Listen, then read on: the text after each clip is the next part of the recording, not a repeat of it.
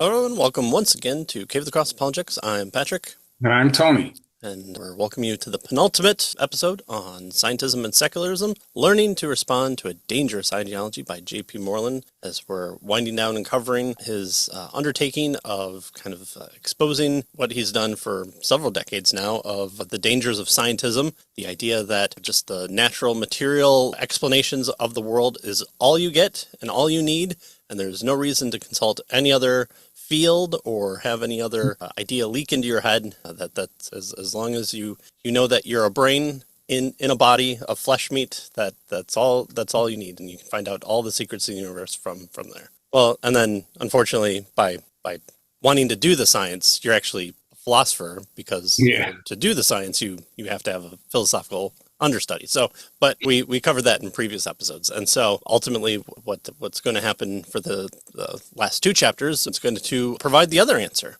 which he kind of already leaked it out a little bit in the last one of how kind of theism has alternate explanations, and so he's going to put forth his ideas here as we get into chapter 14, where he calls it the importance of integrating Christianity and science. Again, Christianity is not afraid of science. In fact, because of Christianity, you do have to thank a Christian for the scientific worldview that has come down. The idea that we're just all in caves and huddling in corners and praising God for every flash of lightning that doesn't strike us is antithetical to history and the Christian worldview as well. And so the advancements of science have been co-opted by atheism as a rewrite of history, and actually a lot of major advances in science, even the ones that the scary evolutionists have taken over, have been as the result of Christians going out into the world and going, I wonder how God created this world. So we're looking to partnership with science, and so we don't want to be dogmatic like the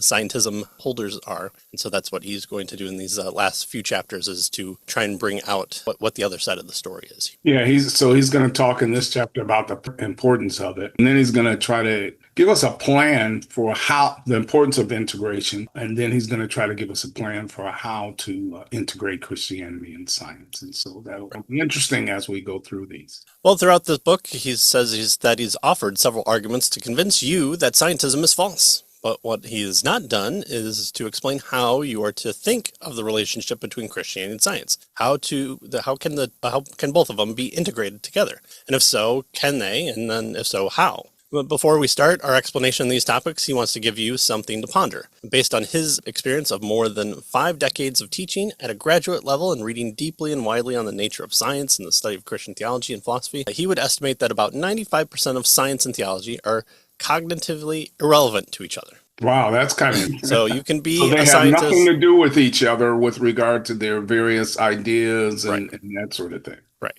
And as a presuppositionalist, we might bristle at that, but I think what he means is kind of that direct experience of it, of being Right. closely aligned. Yeah. Yeah. Direct, specific information kind Right. of thing. Right. So he gives us this example. As a Christian, it just doesn't matter to him whether a methane molecule has 4 or 14 hydrogen atoms. Similarly, debate among Christians could be about the existence and nature of the spiritual gifts doesn't seem to be relevant to chemistry. Both And are so, important yeah, issues. so the point here he's making is that really the Bible isn't a scientific book, Right. right? And so, we might argue that in those areas where it touches on science, then we need to consider that. But in general, the Bible isn't a scientific book; it's a different kind of book. And Hmm. science isn't a book about religion, right? The scientific process isn't about necessarily. Although, as you mentioned or as you alluded to, there's some overlaps, there's some foundational issues that need to be considered. But in general, I think everybody would agree the Bible isn't a scientific book. Right. Exactly. So spiritual gifts, methane molecules, those kind of fit in their own category. Both are important to get right, but the science doesn't really help or affect the theology of spiritual gifts, and the theology doesn't affect the number of atoms in a molecule. They might talk about the undergirding of why those things are true, or how a single person can have multiple spiritual gifts, but the overlap tends to be few and far between here.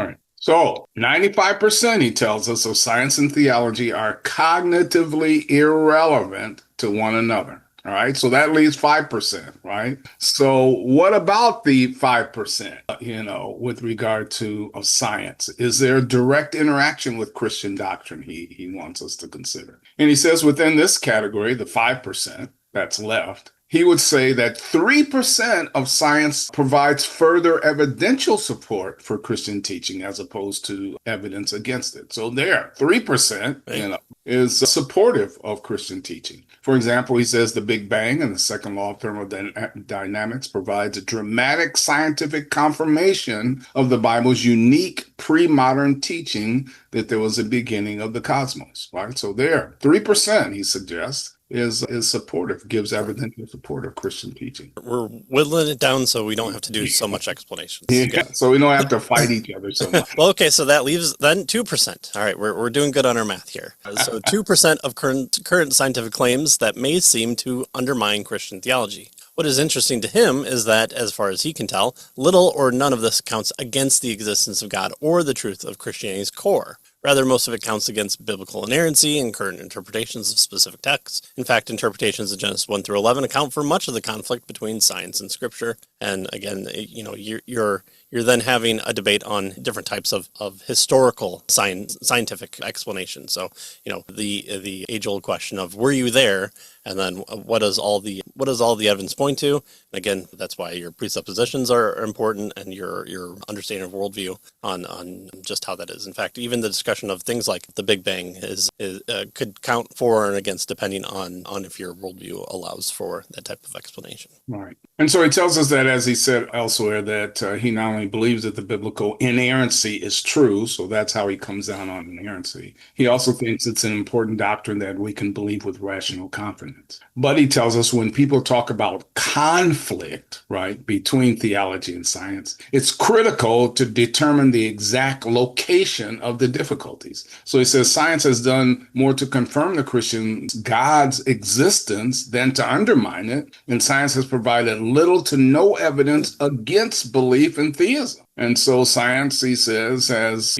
raised challenges to various biblical texts, and Christians need to take these challenges seriously. But in general, he suggests it's a confirmation to the various claims with regard to theism that science provides. And so he wants to move on now to talk about the word integration. Here in the heading Integration, Conceptual, and Personal, he wants to take the word of integration to mean to form or blend into a whole or to unite. So if you're baking a cake, you're integrating all the ingredients together and you're forming them, blending them into hopefully something cake-like, and hopefully my wife is doing the cooking rather than me, or it turns out to be a pie, and I don't know how we got here. Yeah. Well, as it relates to our topic, there are two kinds of integration. Here he talks about the conceptual and the personal. In the conceptual integration, one's rationality justifies theological beliefs, especially those derived from careful study of the Bible, are blended and unified with important reasonable ideas from sources that are extra-biblical,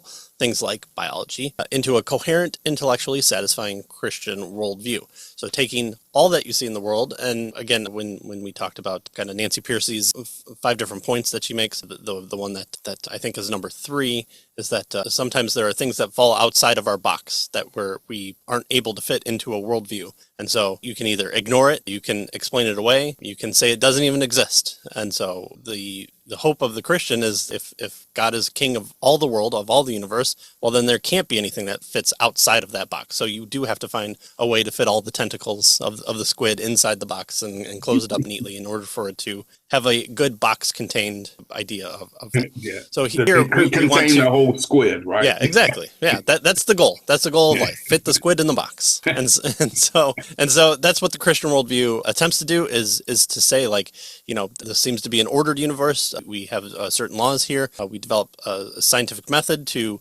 discover those things. We have disciplines in areas like biology and astronomy and all these things. And anything that doesn't fit inside the worldview either has to be explained or changed, or maybe we shirk off Christianity and find out that it's not true. But then we're going to have to find a certain source of truth somewhere else. And so far that hasn't been the case. So that's the conceptual idea of integration here. Right. And so then for a Christian, he says the personal integration means seeking to live a united life of integrity, being the same person in public as in private. That's personal integration, right? Being a whole person, not hypocritical.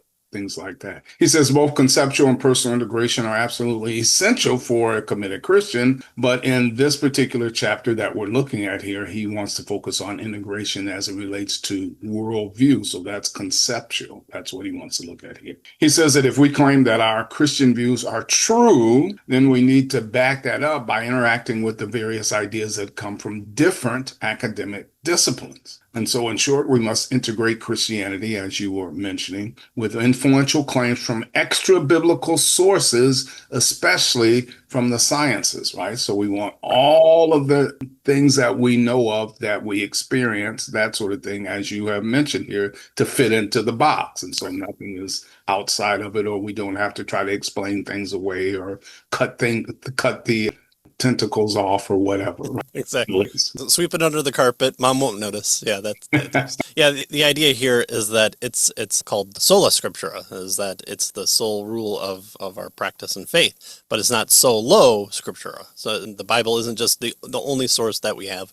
We acknowledge that within that specific revelation, God has, in fact, even within that specific revelation, God has informed us that he has given us general revelation. We've gone a number of times through Romans 1 and talked about that idea. It's how Institutes of the Christian Religion from Calvin starts out by saying that, we're able to know that there is a God because of the idea of us being in the world in and of itself, and being able to look out and see the evidences for God there as well. All right, well, integration as a rational justification of truth claims is the next section here. And he says, as noted earlier, the word integration means to form or blend as a whole and to unite. And so part of the point of integration as it relates to the subject at hand is to provide rational justification for Christian truth claims, right? That we want to not just make the claims, but we want to have a justification for that truth. We don't just proclaim it, just like out of our own desires or anything like that. We as Christians want to have